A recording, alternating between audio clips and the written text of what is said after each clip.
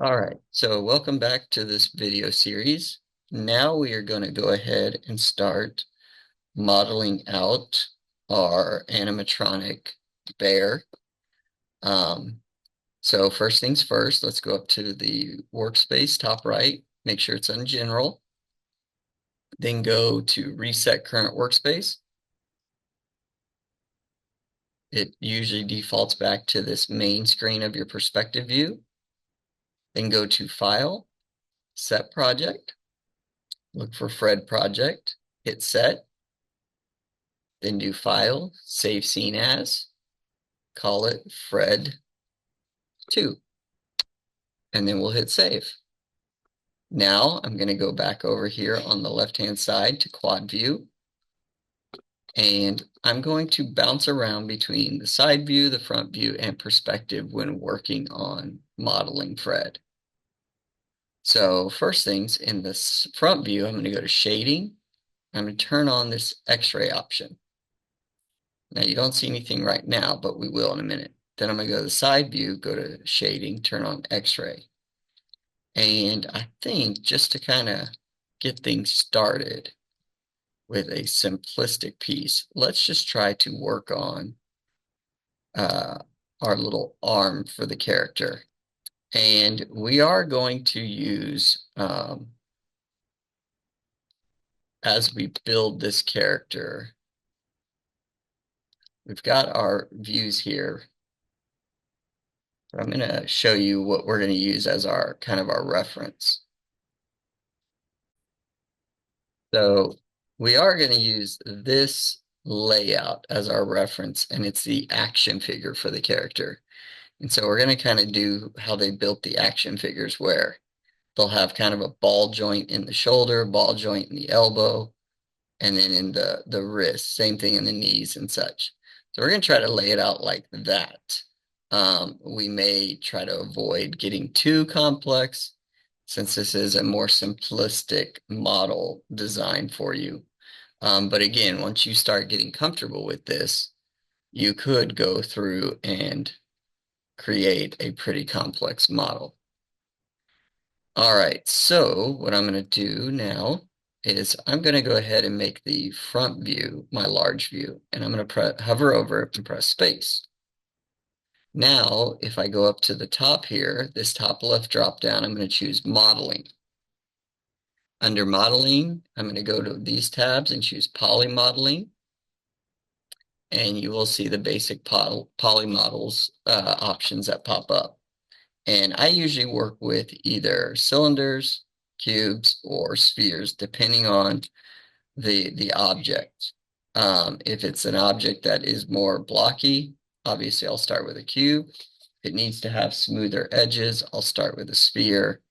A lot of times I will mix or combine cylinders and spheres so that I get a nice curve on the object that I'm working on.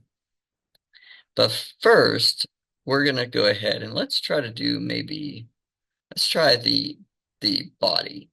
So he's got kind of a cylinder look, but if we jump between side view and front view, it is more of a curve finish to it. So I'm going to start with a sphere on it. So I'm going to press sphere. You'll notice it puts a sphere in. And if I hover over the front window, press space again, it puts it all the way down here. So I'm going to select the sphere. You can select in here. I'm going to grab my move tool here, and I'm going to pull it up here. Now you'll see that it's transparent. That is because we turned on shading, X-ray. If I turn it off, I get a gray block. Turn it back on, I get the clear view again. So let's see if we can use this sphere to make what we need. I'm going to move it up to about where I think the top of this arc would be. Let's go to the side view, kind of see what it looks like. It's pretty close. Again, our little character is slightly off, but we'll see if this works. So if I go back to front view, I'm going to work there first. What I'm going to do is right click on the object and go to vertex mode. And what you can do is if you left mouse click and drag boxes, you can select certain vertices. Then I'll grab this scale tool here. I'm just going to scale it widthwise, trying to get this row here to go from side to side. And what I would recommend is just pick one side or the other in case your character is not perfectly centered like mine isn't. If I try to get to this edge here, you'll notice it overlaps this edge. I'm just going to focus on the right-hand side though. Then I'll go down to the next layer, select all of the object vertices below. I'm going to kind of bring that out. Keep moving my way down. Now, I'm basically just scaling it up each time, trying to make the chest. Each time I select a new row, trying to scale up to make it touch the edge so that we can create that curve to the outer edge of the character. Now, you may have to go back and tweak it in a little while, and that's perfectly fine. But I'm just working on that, grabbing all the pieces below it because his whole body kind of ends at a solid shape at the bottom there, or at least his torso does. And again, doesn't have to be perfect. You're just kind of getting a feel, but if you give it a little effort, you'll start to see the shape of the character. And I just keep going back, adjusting certain lines, and I may have to adjust more once I'm all said and done. Now, because we get further down here, it starts to get to a flat spot. I think this may actually work, but if we wanted, we could, with all these selected, grab this vertical scale, scale it down, and it would flatten all those out for us. Again, I think this works with where these are. In fact, the only ones I may scale are if I grab these bottom ones here, scale them all down to one layer. That might work for us. Then I'm going to go up here. Oops, I want to grab everything above it, start scaling out. Then do the same thing, kind of work my way up.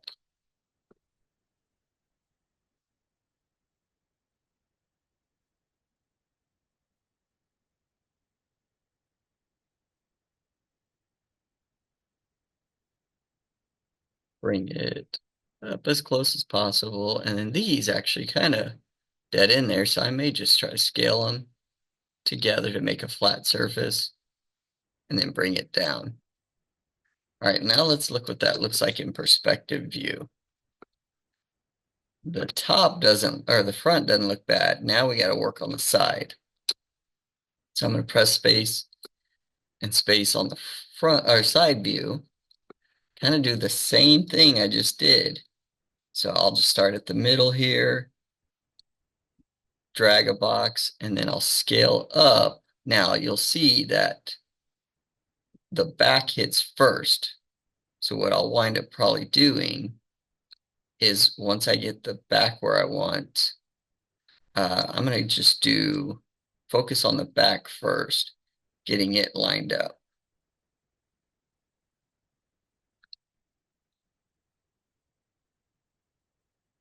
Keep working your way down. Whoops, missed a row.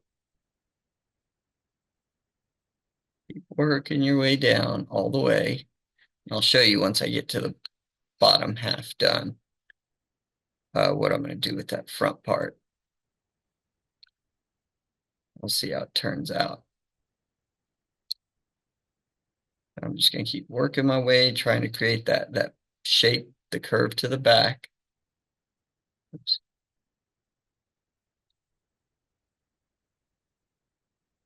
I'm trying to go all the way down to where I flattened it out as the last row.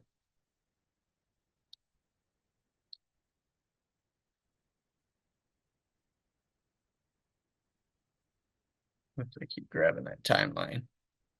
All right, so I'll grab that, maybe even try to pull it down some.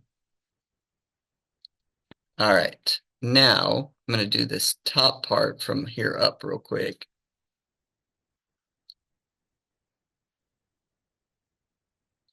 Scale it back.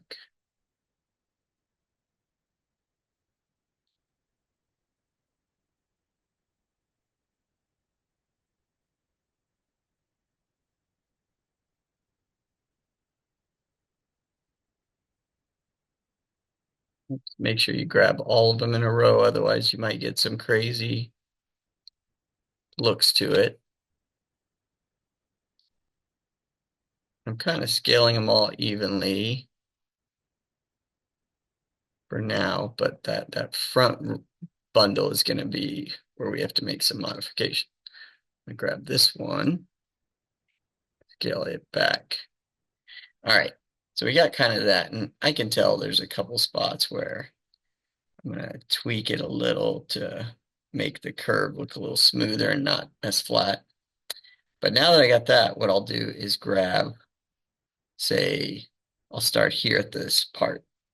I'm going to only grab the parts in front of the dividing line, so this middle piece. Then I'm going to grab my move tool instead and move them all forward.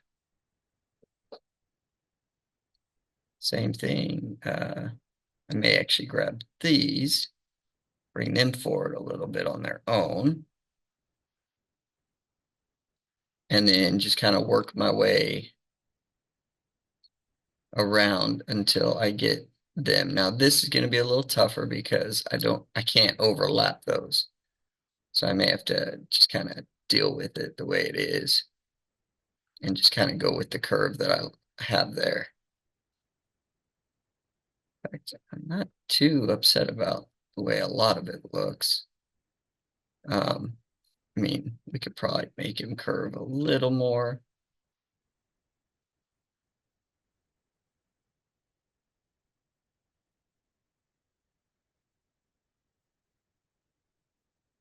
So I'm just grabbing the ones in front of this line. Now these, if I grab any of those, what I could try to do is scale them together,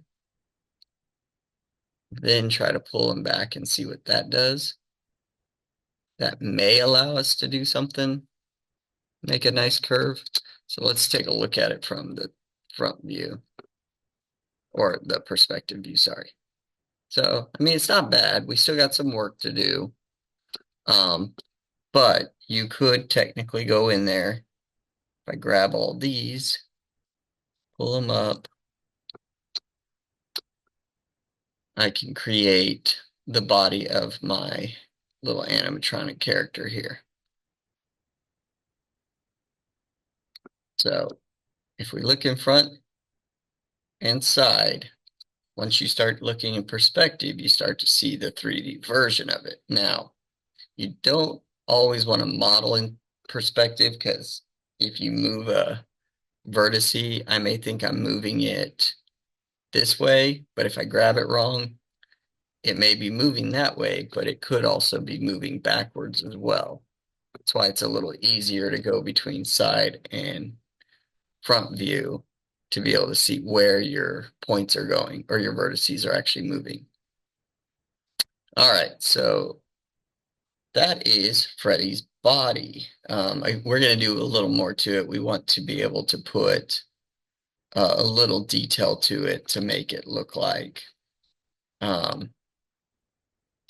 he has this shade, a different shade of color on his belly. So we will do stuff like that as we move forward. But at least this little video shows you how to create an object, start adjusting vertices using the scale tool, the move tool, to start creating new shapes. So I'm going to go ahead and just do a file save, and we'll call it good on this video. And then I think in the next video, we will start to work maybe on setting up an arm. So we'll see you in the next video.